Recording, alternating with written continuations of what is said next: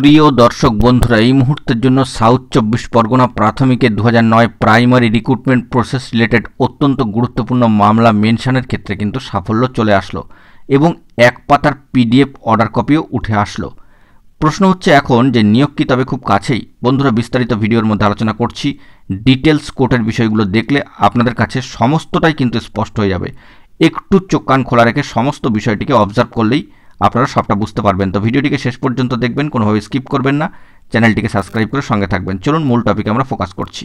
আমরা চলে এসেছি কোর্টের সাইটে এবং সেখান থেকে দেখতে পাচ্ছি সর্বোচ্চ ন্যায়ালয় সুপ্রিম কোর্টের অফিসিয়াল ওয়েবসাইট থেকে আজকের ডেটে দাঁড়িয়ে, আজকে কিন্তু 9/4/2025, এবং ওরাল মেনশানিংয়ের ক্ষেত্রে যে ম্যাটার্সগুলো উঠে এসেছে সেখানে আমরা 5 নম্বর কোর্টের বিষয়টিকে লক্ষ্য করব। List of matters for oral mentioning before the honourable court on 9/4/2025। Oral মেনশানিংয়ের ক্ষেত্রে, ওরাল বলতে আপনারা বুঝতেই পারছেন সম্পূর্ণটা কিন্তু মৌখিক। তো মামলা মৌখিক মেনশানের ক্ষেত্রে 5 নম্বর কোর্টের বিষয়টাকে একটু খেয়াল করুন, সেই ঘরটিকে দেখুন। এখানে স্পষ্ট করে লিখে দেওয়া রয়েছে, এসএলপি নম্বর রয়েছে, অবশ্যই ডায়েরি নম্বর রয়েছে, এবং Samir Kumar Das versus the state of West Bengal with SLP নম্বরও কিন্তু রয়েছে। মেন ম্যাটার হচ্ছে তার এসএলপি নম্বরটাও কিন্তু দেওয়া রয়েছে, অর্থাৎ যেটি কিনা মল্লিকা প্রধান versus the state of West Bengal, এই গুরুত্বপূর্ণ মামলা, যার এসএলপি নম্বরটা কিন্তু এখানে থ্রো করা রয়েছে। অবশ্যই এখানে রয়েছে কিন্তু এওআর অথবা কাউন্সিলের নাম, দেখতে পাচ্ছেন, সেটাও কিন্তু 5 নম্বর কোর্টের ঘরেই রয়েছে।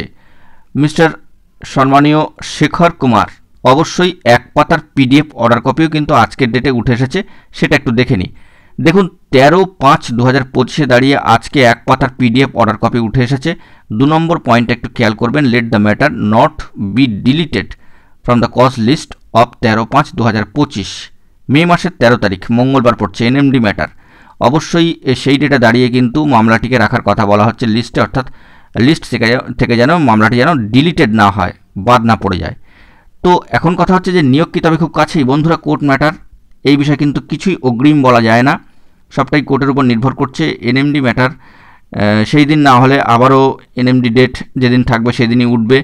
তো আমরা আশা করছি খুব দ্রুতই মামলার নিষ্পত্তি হোক, সমস্ত রকম প্রতিকূলতাকে অতিক্রম করে, সেটাই আমরা চাই। তো 13/5/2025 ডেটটাকে অবশ্যই কিন্তু খেয়াল করতে হবে। সেই দিন সম্মানীয় প্রধান বিচারপতি মহাশয়ের অবসর গ্রহণের একটা প্রেক্ষিত কিন্তু উঠে আসছে বর্তমানে, কিন্তু সেইটা কতটা ম্যাটার করবে সেটাও দেখার বিষয়। যদি না ম্যাটার করে বিষয়টি, তবে তো আর কোনো সমস্যার জায়গা থাকছেই না। আমরা আশানুরূপ ফলাফলই হবে এমনটাই আশা রাখছি। তবে সবটাই কোর্ট ম্যাটার, কোর্ট এবং সময়ের উপরেই কিন্তু ছেড়ে দিতে হচ্ছে। তো এখন এটুকুই, সকলে ভালো থাকবেন, অতি অবশ্যই চ্যানেলটিকে সাবস্ক্রাইব করে রাখবেন জরুরি আপডেটগুলি পাওয়ার জন্য। ধন্যবাদ।